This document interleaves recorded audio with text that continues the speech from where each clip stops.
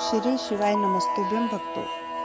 श्री शिव महापुराण में द्वितीय रुद्र संहिता का दूसरा अध्याय शीर्षक है शिव जी की काम विजय। श्री सूत जी बोले, हे विप्रो, एक समय नारद जी तप करने की इच्छा से हिमालय पर्वत की एक अत्यंत सुंदर गुफा में गए, जहाँ देव नदी गंगा जी बड़े वेग से बह रही थी। वहां रहकर मुनिश्रेष्ठ नारद जी ने बहुत काल तक तप किया और समाधिस्थ होकर ब्रह्मा जी का साक्षात्कार किया। ब्रह्म का साक्षात्कार किया। उनके उस तप से इंद्र कंपित हो गए और विघ्न उपस्थित करने के लिए उन्होंने काम का स्मरण किया। काम देवता इंद्र के सामने आए तो स्वार्थ में कुटिल बुद्धि इंद्र ने कहा, हे महावीर मित्र कामदेव, तुम तो सर्वदा ही मेरा हित करने वाले हो। इस समय मेरी सहायता करो।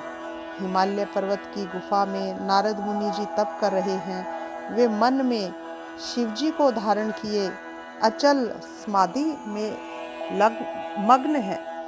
कहीं वे ब्रह्मा जी से मेरे राज्य की याचना ना करें, अतः तुम उनके तप में विघ्न करो। काम देव जी नारद जी का तप भंग करने चले जाते हैं। वहां पहुंचकर उसने अपनी संपूर्ण कलाओं की रचना की।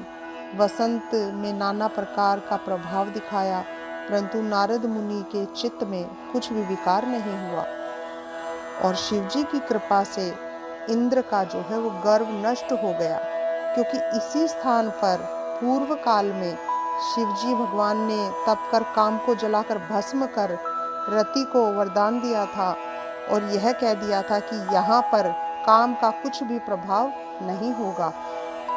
काम को जीतकर नारद जी बड़े गर्व महसूस करने लगे और शिवजी की माया से मोहित अज्ञानियों के समान उस वृत्तांत को कहने के लिए कैलाश पर्वत पर शिवजी भगवान के पास पहुंचे। नारद जी ने रुद्र को प्रणाम कर अभिमान से अपना सब वृत्तांत कह सुनाया और अपने को महात्मा और प्रभु समझा।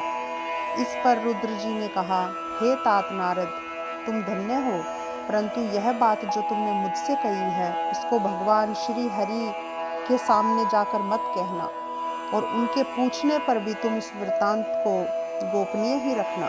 किंतु शिवजी की माया से मोहित नारद जी ने इस बात को हितकर नहीं समझा और वे मुनि श्रेष्ठ ब्रह्मलोक को चले गए।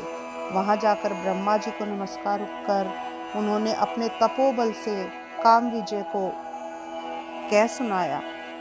ब्रह्मा जी ने इस बात को सुनकर शिवजी के चरणों में प्रणाम किया और फिर सब कारण जानकर अपने पुत्र को पुनः ऐसा कहने के लिए निषेध किया, परंतु ब्रह्मा जी के कहने पर भी नारद जी ने उन पर कोई ध्यान नहीं दिया।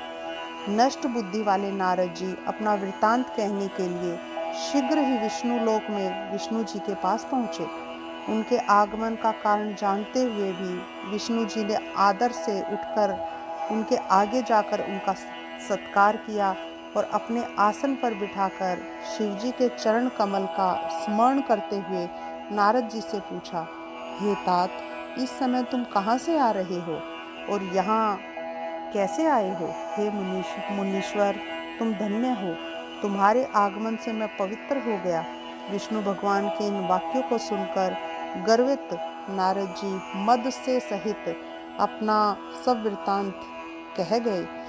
भगवान विष्णु नारद जी के मद पूर्वक और सहेतुक वचन सुनकर सब कारण जान मन ही मन शिवजी की स्तुति करने लगे और नम्रता से मस्तक झुका कर नारद जी से बोले, हे मुनि श्रेष्ठ, आप धन्य हैं। हे मुने, काम मोहादिक तो उनको सताते हैं जिनके हृदय में तीनों देवताओं की भक्ति नहीं है, परंतु आप तो नैष्ठिक ब्रह्मचारी और सर्वदा ज्ञान वैराग्य वाले हैं, फिर आपको काम विकार कैसे हो सकता है?